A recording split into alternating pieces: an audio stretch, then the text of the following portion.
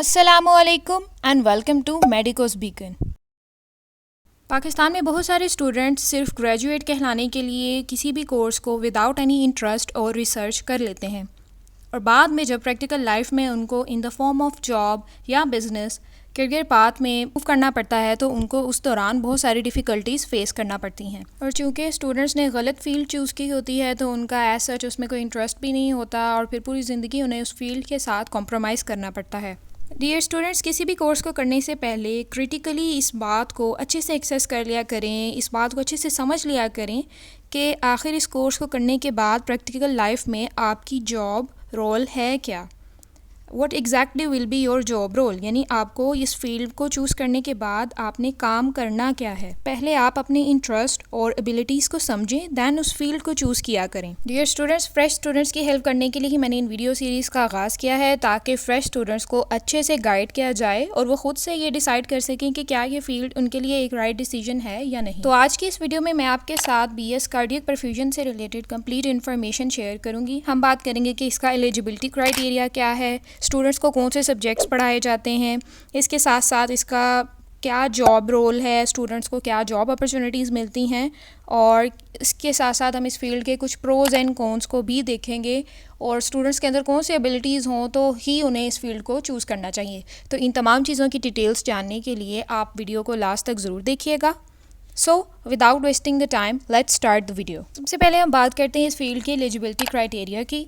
इस फील्ड में एडमिशन के लिए आपके पास मिनिमम 50% मार्क्स होने चाहिए FSC प्री मेडिकल में, और अगर आप गवर्नमेंट के इंस्टीट्यूट में एडमिशन ले रहे हैं तो MD कैट मस्ट है, जैसे कि किंग एडवर्ड।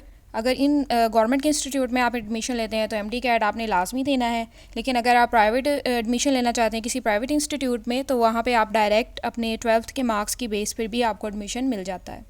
कुछ प्राइवेट यूनिवर्सिटीज़ ऐसी भी हैं जो कि एडमिशन के लिए वहाँ पे आपको सेपरेट से अलहदा से उनका एंट्री टेस्ट देना होता है और आपके 12th के मार्क्स की बेस और उस एंट्री टेस्ट की क्लियरेंस के बाद ही आपको एडमिशन दिया जाता है। नेक्स्ट बात करते हैं इसके फ़ीस स्ट्रक्चर की। तो गवर्नमेंट की यूनिवर्सिटीज़ में इसकी फ़ीस तकरीबन 80,000 है और जबकि प्राइवेट इंस्टीट्यूट्स जो है, प्राइवेट यूनिवर्सिटीज़, वहाँ पे इसकी फ़ीस तकरीबन 2 लाख है। स्ट्रक्चर जो है वो वेरी करता है according to your choice of admission और ये इंस्टीट्यूट पे डिपेंड करता है और हर साल यूनिवर्सिटीज़ का जो फ़ीस स्ट्रक्चर है वो अपडेट होता है, तो आप वो यूनिवर्सिटीज़ की वेबसाइट से विज़िट करके चेक कर सकते हैं। BS कार्डियक परफ्यूजन टेक्नोलॉजी एक 4 ईयर बैचलर्स प्रोग्राम है जिसमें टोटल 8 सेमेस्टर्स होते हैं। और अगर हम बात करें इसके जॉब रोल की कि स्टूडेंट्स को क्या काम करना होता है, तो बेसिकली स्टूडेंट्स इसमें आपको हार्ट से रिलेटेड जितनी भी पैथोलॉजीज़ हैं उनके मतलब इन्फॉर्मेशन प्रोवाइड की जाती है और जितने भी सर्जिकल इक्विपमेंट हार्ट की सर्जरीज़ में इस्तेमाल होते हैं, ओपन हार्ट सर्जरीज़, उनसे मतलब आपको पढ़ाया जाता है 4 ईयर में।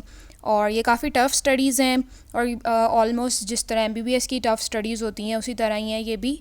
और इसमें आपको बेसिकली एक एज अ कार्डियक परफ्यूजनिस्ट आप काम करते हैं और ओपन हार्ट सर्जरीज़ में आप डॉक्टर को असिस्ट करते हैं और हार्ट लंग मशीन जो है उसको आपको ऑपरेट करना सिखाया जाता है और जिसमें बेसिकली आपने ड्यूरिंग सर्जरी प्रॉपरली हार्ट को जो है उसका, क्योंकि सर्जरी के दौरान हार्ट जो है वो प्रॉपर काम नहीं करता, तो आपने उसको आर्टिफिशियल तरीके से उसमें ऑक्सीजन की सप्लाई और जो न्यूट्रिएंट्स वगैरह ब्लड के अंदर मौजूद होते हैं उनकी सप्लाई को बैलेंस करना होता है। इसके साथ साथ ड्यूरिंग सर्जरी आपने पेशेंट की क्रिटिकल जो कंडीशन है उसको भी मॉनिटर करना होता है और ये काफ़ी एक टफ़ जॉब है। और विदाउट कार्डियक परफ्यूजनिस्ट जो सर्जरीज़ हैं, ओपन हार्ट सर्जरीज़ बेसिकली वो परफॉर्म ही नहीं की जा सकती जब तक कार्डियक परफ्यूजनिस्ट वहाँ पर मौजूद ना हो। बहुत सारे स्टूडेंट्स यहाँ पर कंफ्यूज होते हैं कि BS कार्डियक परफ्यूजन टेक्नोलॉजी करने के बाद क्या हम डॉक्टर बन जाते हैं। तो नहीं स्टूडेंट्स, आप डॉक्टर्स नहीं बनते और ना ही आप सर्जरीज़ को परफॉर्म कर सकते हैं, बल्कि आप डॉक्टर्स के साथ, सर्जन्स के साथ जो है एज अ कार्डियक परफ्यूजनिस्ट काम करते हैं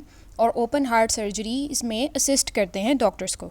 ये एक टोटली स्किल बेस्ड डिग्री है जिसमें आपको हार्ट के फंक्शन, उसकी एनाटमी, फिजियोलॉजी, इसके अलावा some surgical operations and equipment use during heart surgery वगैरह इस तरह की चीज़ें जो हैं इनसे रिलेटेड आपको आपका जो नॉलेज है उस पर आपको अच्छी खासी ग्रिप होना बहुत ज़रूरी है और आपको ये सब अच्छे से आना ज़रूरी है, क्योंकि जब आपने प्रैक्टिकल प्रोसीजर्स करने हैं तो ये एक टोटली स्किल बेस है और किसी की लाइफ इस पे डिपेंड करती है। तो अगर आप इस डिग्री को परस्यू करते हैं तो इसके लिए ज़रूरी है कि आप अच्छे से प्रैक्टिस भी करें।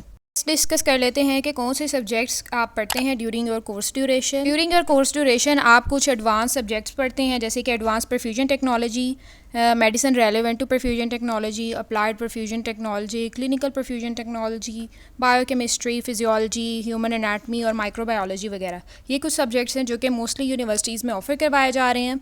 नेक्स्ट डिस्कस करते हैं करियर पाथ की। डिग्री कंप्लीट करने के बाद आपके पास क्या करियर ऑप्शंस अवेलेबल होती हैं। सबसे पहले तो एज अ कार्डियक परफ्यूजनिस्ट आप डिफरेंट कार्डियक सेंटर्स, हॉस्पिटल्स, जहाँ पर जो चाहे गवर्नमेंट हॉस्पिटल्स हों चाहे प्राइवेट हॉस्पिटल्स, उनमें एज अ कार्डियक परफ्यूजनिस्ट अपनी खिदमत सर अंजाम दे सकते हैं। इसके अलावा नर्सिंग होम्स और कम्युनिटी हेल्थ सेंटर्स जहाँ पर कार्डियक सर्जरीज़ वगैरह परफॉर्म की जाती हैं, वहाँ पे भी आप जॉब कर सकते हैं। और अगर आप टीचिंग और एकेडेमिया को चूज़ करना चाहते हैं तो आप फर्दर एमफिल करके एकेडमिक्स रिसर्च में भी अपनी खिदमत सर अंजाम दे सकते हैं। नेक्स्ट डिस्कस करते हैं इसकी salary. As a cardiac perfusionist आपकी जो मिनिमम सैलरी है वो गवर्नमेंट सेक्टर में 80,000 है, जबकि जो कि विद एक्सपीरियंस तकरीबन 2 लाख तक हो जाती है।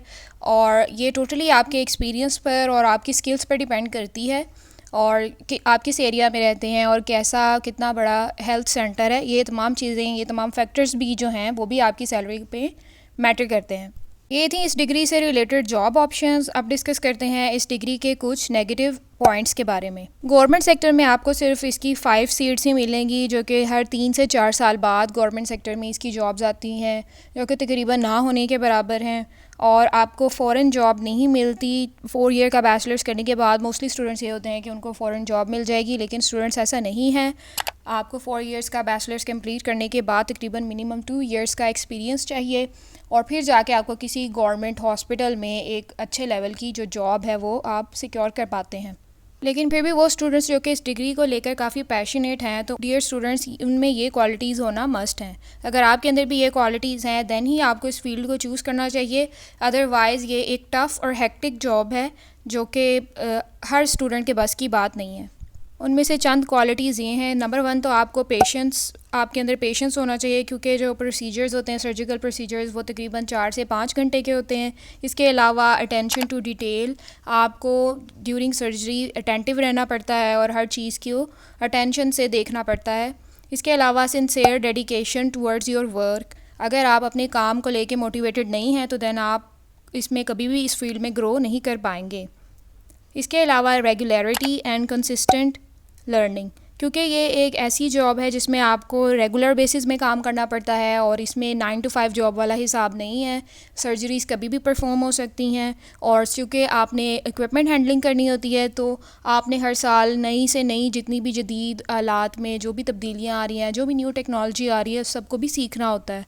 तो ओवरऑल अगर आप में ये क्वालिटीज़ हैं देन ही आपको इस फील्ड को चूज़ करना चाहिए। और मेरी तरफ से भी ये फील्ड हर स्टूडेंट को रिकमेंड नहीं है, सिर्फ वही डेडिकेटेड पैशनेट स्टूडेंट्स जो कि इन क्वालिटीज़ को रखते हैं और मेडिकल जो इक्विपमेंट है उसको सीखने का ज़्यादा से ज़्यादा उनमें इंटरेस्ट है, तो दैन ही वो फील्ड, ये फील्ड उन्हीं के लिए रिकमेंडेड है। अदरवाइज़ मैं ये फ़ील्ड आपको रिकमेंड नहीं करती। आप कोई और मेडिकल फील्ड जो है उसको देख लें, जैसे कि मेडिकल इमेजिंग टेक्नोलॉजी है या मेडिकल लैब टेक्नोलॉजी। और अगर आपका पैशन है कि वो आपने मेडिकल फील्ड में ही जाना, तो देन आप उनको चूज़ कर लें। उनकी भी तमाम डिटेल्स जो है वो मेरे चैनल पर अवेलेबल हैं, उस पर मैंने सेपरेट वीडियोस बनाई हुई हैं, ऐसे ही कंप्लीट डिटेल है उनकी भी, तो वो आप मेरे चैनल को विज़िट करके चेक कर सकते हैं। नेक्स्ट डिस्कस कर लेते हैं यूनिवर्सिटीज़।